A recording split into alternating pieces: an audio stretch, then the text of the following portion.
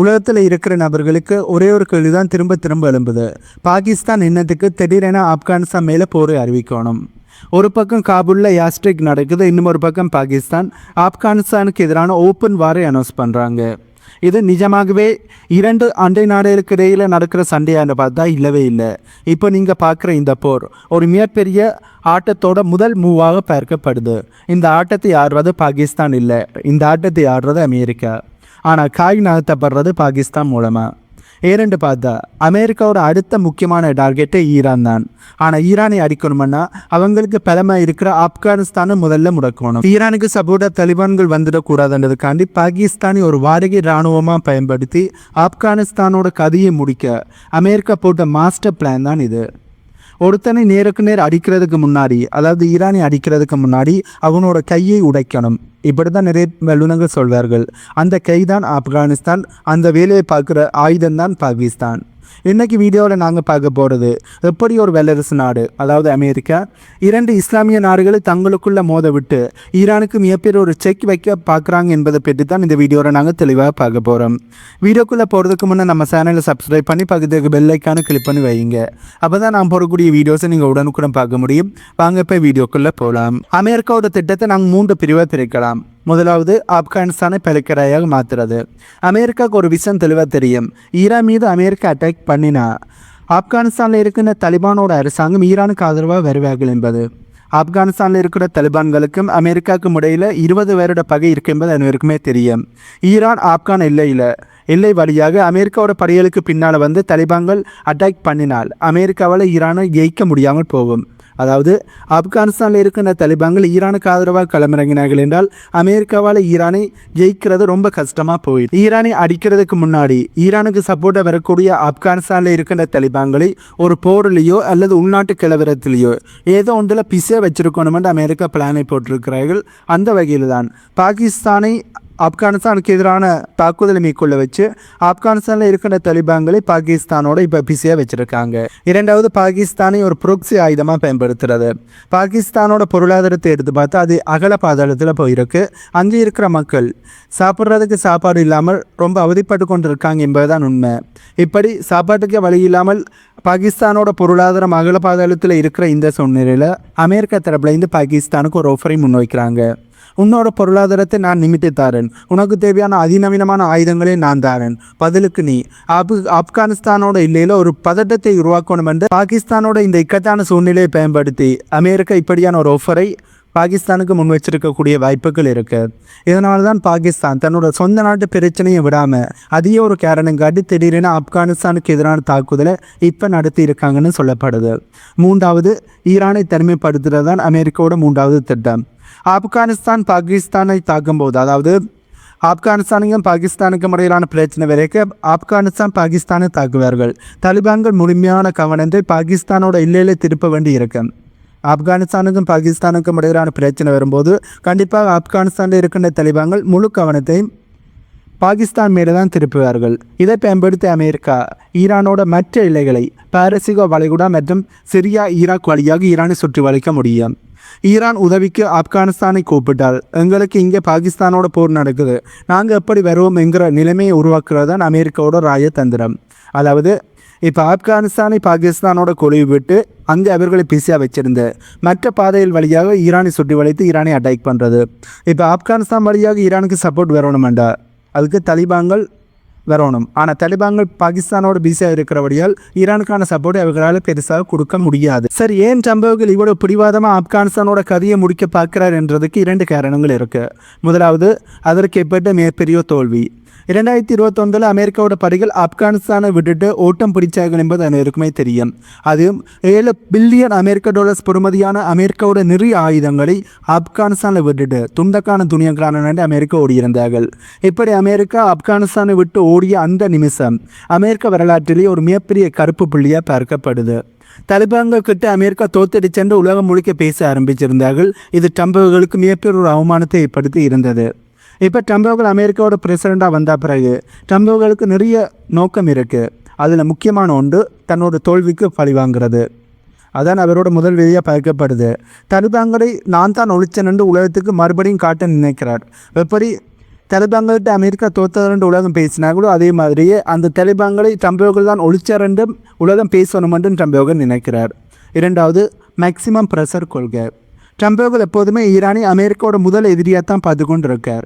Iran மேல் அவர் நிறைய பொருளாதார தடைகள் விதிக்கும் போது ஈரான் தப்பிச்சு அந்த பொருளாதார தடைகளிலேருந்து தப்பிக்கிறதுக்கு ஒரே ஒரு வழியாக இருக்கிறது ஆப்கானிஸ்தானோட இல்லைதான். தலிபான்கள் மூலமாக ஈரானுக்கு நிறைய லாபம் கிடைக்குது. இப்போ அமெரிக்க பொருளாதார தடைகளை போட்டாலும் ஆப்கானிஸ்தானோட இல்லை வழியாக ஈரான் அந்த பொருளாதார தடைகளை கடந்து பைபாஸ் பண்ணி தங்களுக்கு தேவையான வெற்றி எடுத்துக்கொண்டு இருக்கிறார்கள். ஆப்கானிஸ்தானோட போர்டர் வழியாக ஈரானுக்கு தேவையான பொருட்களை கொண்டு வர கள்ளச்சந்தை வியாபாரமும் அங்கு நடக்குது. இதை தடுத்தான் ஈரானை முழுசா பட்டியலும் போட முடியும் என்பது ட்ரம்புகளோட கணக்கு. அதனால தலிபான்களை காலி பண்றது ட்ரம்புக்கு ஈரானை காலி பண்றதுக்கான ஒரு ட்ரூப் மேப்பாக பார்க்கப்படுது. இதே நேரத்தில் அமெரிக்காவுக்கும் பாகிஸ்தானுக்கும் இடையிலான மிலிட்டரி ரிலேஷன்ஷிப்பை பற்றி நாங்கள் பார்க்கணும். ஏன்னா இது முக்கியமான கட்டத்தில் இருக்கு. கடந்த சில வருடங்களாக விலகி இருந்த அமெரிக்காவும் பாகிஸ்தானும் 2025 பிற்பகுதியில் இருந்து திரும்பவும் நெருக்கமாக ஆரம்பிச்சிருக்காங்க. 2025 டிசம்பர் மாதத்தில் பாகிஸ்தானோட F-16 விமானங்களை நவீனமயப்படுத்துறதுக்காண்டி $686 மில்லியன் அமெரிக்க டாலர்ஸ் மதிப்பிலான இராணுவ உதவிகளை அமெரிக்கா பாகிஸ்தானுக்கு கொடுக்கறதுக்கு ஒப்புதல் அளிச்சிருக்காங்க. இது பாகிஸ்தான் விமானப்படையை மீண்டும் பலப்படுத்த அமெரிக்கா செய்கிற நேரடியான உதவியாக பார்க்கப்படுது. ஜனவரி 2026 இன்ஸ்பிரிட் கேம்பிட் 2026 என்ற பெயரில் அமெரிக்கா மற்றும் பாகிஸ்தானோட இராணுவ வீரர்கள் இணைந்து பயங்கரவாத எதிர்ப்பு இராணுவ பயிற்சியில் ஈடுபட்டாங்க. இது தலிபான்களுக்கு விடப்பட்ட மறைமுகமான எச்சரிக்கையாக பார்க்கப்படுது. டொனால்ட் ட்ரம்பினுடைய நிர்வாகம் பாகிஸ்தானோட கொடுக்கல் வாங்கல் அடிப்படையில் உறவு வச்சிருக்காங்கன்னு தான் சொல்லணும். அமெரிக்காவோட தேவை என்னென்னா ஈரானை ஒடுக்குவதற்கு அமெரிக்காவுக்கு பாகிஸ்தானோட ஏர்பேஸ் மற்றும் உளவு தகவல்கள் தேவை. பாகிஸ்தானோட தேவை என்ன? பொருளாதார நெருக்கடியில் இருக்கிற பாகிஸ்தானுக்கு அமெரிக்காவோட டாலர்களும் IMFோட கடன்களும் தேவை. இதனால் 2 நாடுகளுக்கு முடியல ஒப்பந்தம் நடக்குது. நான் உனக்கு பணமும் ஆயுதமும் தாரேன், நீ எனக்கு ஈரானையும் தலிபான்களையும் சமாளிக்க உதவ வேண்டும் என்பதுதான் இந்த 2 நாட்டினுடைய அடிப்படை உறவாக பார்க்கப்படுது. அமெரிக்கா நேரடியாக ஆப்கானிஸ்தானில் இறங்காமல் பாகிஸ்தான் இராணுவத்தை ஒரு புரட்சி இராணுவமாக பயன்படுத்துகிறார்கள் என்பதுதான் உண்மை. பாகிஸ்தானோட இராணுவ தளபதியாக இருக்கிற அசீம் முனிர் அவர்கள் 2025 ஒயிட் ஹவுஸ் கலைக்கப்பட்டதுதான் ஒரு மிகப்பெரிய அரசியல் நகர்வாக பார்க்கப்படுது. அங்குதான் ஆப்கானிஸ்தானோட இல்லையில் தலிபான்கள் எப்படி முடக்கிறது என்பதற்கான திட்டங்கள் வகுக்கப்பட்டிருக்கன்னு சொல்லப்படுகின்றது. இது எந்த அளவுக்கு உண்மையான தெரியல. பட் இந்த மீட்டிங்கில் தான் இந்த திட்டங்கள் வகுக்கப்பட்டிருக்கலாம் என்றும் நிறைய வல்லுநர்கள் கருத்துக்களை சொல்கிறாங்க. கடைசி ஒரு விஷயத்தை நாம் யோசிச்சு பார்க்கணும். அமெரிக்காவுக்கு இது ஒரு சதுரங்க ஆட்டம். ஈரானை வீழ்த்தணும்னா ஆப்கானிஸ்தானோட பலத்தை குறைக்கணும். அதுக்கு பாகிஸ்தானை ஒரு கருவியாக பயன்படுத்தியாச்சு. ஆனால் இந்த இடத்துல இந்த ஆட்டத்தில் பாகிஸ்தான் எதை இழக்க போகிறாங்க என்பது பாகிஸ்தானுக்கு தெரியுமா என்ற கேள்வி தான் எனக்கு எழும்புது. அமெரிக்காவுக்கு ஆப்கானிஸ்தான் ஒரு தற்காலிக எதிரி தான், ஈரானோட தற்காலிக இலக்குத்தான். ஆனால் பாகிஸ்தானுக்கு அப்படி இல்லை. பாகிஸ்தானுக்கு ஆப்கானிஸ்தான் அங்கே பக்கத்து வீட்டுக்காரன் வீட்டில் நெருப்பை வச்சுட்டு நம்ம வீட்டில் நிம்மதியாக நாங்கள் தூங்க முடியுமா? பாகிஸ்தான் நிம்மதியாக இருக்க முடியுமா? கண்டிப்பாக முடியாது. ஆனால் இப்போ ட்ரம்பை நினைச்சது இப்போதைக்கு நடந்துக்கிட்டு இருக்குன்னு தான் சொல்லணும். தலிபான்கள் பாகிஸ்தான் கூட சண்டை போடுறதுல ரொம்ப பிஸியாக இருக்காங்க. இதனால் ஈரான் இப்போ தனிமைப்பட்டிருக்கு. ஆனால் இந்த போர் முடிவுக்கு வரும்போது பாகிஸ்தானோட பொருளாதாரம் மட்டும் இல்லை, பாகிஸ்தானோட மொத்த இராணுவ பலமும் மொத்தமாக சிதைந்து போயிருக்கும். இது இந்தியாவுக்குத்தான் மிகப்பெரிய ஒரு லாபமாக பார்க்கப்படுது. இதனால் இந்தியாவும் இதனை வாய்ப்பாக பயன்படுத்தக்கூடிய வாய்ப்புகள் இருக்குது. வரலாறு ஒரு உண்மையை நமக்கு திரும்ப சொல்லுது. அமெரிக்கா யாருக்கு நிரந்தரமான நண்பன் இல்லை. ஒருவேளை நாளைக்கு ஈரான் விவகாரம் முடிஞ்சதுக்கப்புறம் இதே அமெரிக்கா பாகிஸ்தானை கைவிட்டுட்டு போகக்கூடிய வாய்ப்புகள் இருக்குது. ஏன் பாகிஸ்தானை தன்னுடைய எதிரியாக பார்த்து, என்னடா பாகிஸ்தான்கிட்ட அணு ஆயுதம் இருக்குது, பாகிஸ்தான்கிட்ட அணு ஆயுதம் இருக்கிறது இஸ்ரேலுக்கு பிடிக்கலை, இஸ்ரேலுக்கு பாகிஸ்தான் என்றால் ஆகாது, ஏன்னா பாகிஸ்தானோட இஸ்லாமிய நாடு. ஆகவே பாகிஸ்தானை அமெரிக்கா இஸ்ரேலோட எதிரியாக நினைக்கிறபடியால் தன்னோட எதிரியாக நினைச்சு, எப்படி ஈரானை தன்னோட எதிரியாக நினைச்சு ஈரானுக்கு எதிரான காய்நகர்த்தல்களை அமெரிக்கா செய்கிறார்களோ அதே மாதிரியே பாகிஸ்தானை தன்னோட எதிரியாக நினைச்சு அமெரிக்கா பாகிஸ்தானுக்கு எதிரான காய்நகர்த்தல்களை செய்யக்கூடிய வாய்ப்புகளும் இருக்குது. இப்போது தன்னோட எல்லா பக்கத்து நாடுகளையும் எதிரியாக்கிட்டு நிற்க போகிற பாகிஸ்தானோட நிலைமை எப்படி இருக்க போகுது என்ற கேள்வி தான் பல மத்தியில் எழும்பியிருக்கு.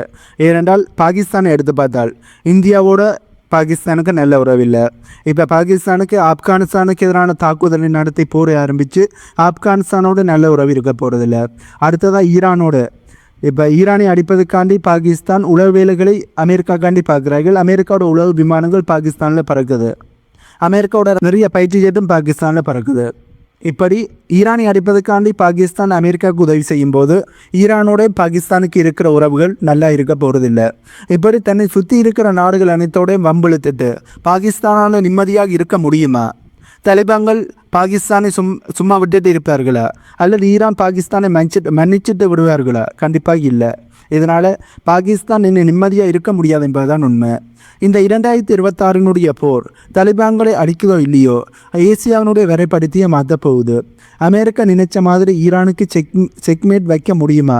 அதாவது இப்போ பாகிஸ்தான் ஆப்கானிஸ்தானுக்கு எதிரான தாக்குதலை நடத்துறதால அமெரிக்கா நினைச்ச மாதிரி இது ஈரானுக்கான செக்மேட்டாக இருக்க போதா, இல்லை பாகிஸ்தான் தனக்குத்தானே குழியை தோண்டி இருக்கிறார்கள் என்பதை காலம்தான் பதில் சொல்லணும். ஆனால் ஒன்று மட்டும் நிச்சயம், இந்த ஆட்டத்தில் இயக்க போகிறது யாரோ, ஆனால் அழிய போகிறது மட்டும் பாகிஸ்தான். அது மட்டும் தெளிவாக தெரியுது. ஆகவே நீங்கள் இதை பற்றி என்ன நினைக்கிறீங்க? பாகிஸ்தான் தங்களோட உறவுகள் மீது தாக்குதல் நடத்துவது சரியா? அதுவும் அமெரிக்காக்காண்டி பக்கத்தில் இருக்கிற தங்களோட சொந்த உறவுகள் ஆப்கானிஸ்தான் மீது தாக்குதல் நடத்துறது சரியா? அதுவும் அமெரிக்காவோட பேச்சை கேட்டு அமெரிக்காவோட லாபத்துக்காண்டி பாகிஸ்தான் இதை செய்வதை பற்றி நீங்கள் என்ன நினைக்கிறீங்க? உங்களுடைய கருத்துக்களை கீழே கமெண்ட்டில் சொல்லுங்கள். இந்த வீடியோவில் நான் சொன்ன தகவல்கள் உங்களுக்கு புதிதாக இருந்திருக்குமென்னு நம்புகிறேன். இந்த தகவல்கள் உங்களுக்கு புதிதாக இருந்தால் இந்த வீடியோக்கு லைக் பண்ணி நம்ம சேனலை சப்ஸ்கிரைப் பண்ணி பக்கத்துக்கு பெல் ஐக்கானை கிளிக் பண்ணி வைங்க. அப்போ தான் நான் போடக்கூடிய வீடியோஸை நீங்கள் உடனுக்குடன் பார்க்க முடியும். இன்னும் ஒரு புதியான தகவல்கள் உள்ளடங்கிய புதிய வீடியோவில் உங்களை மீட் பண்ணுறேன்.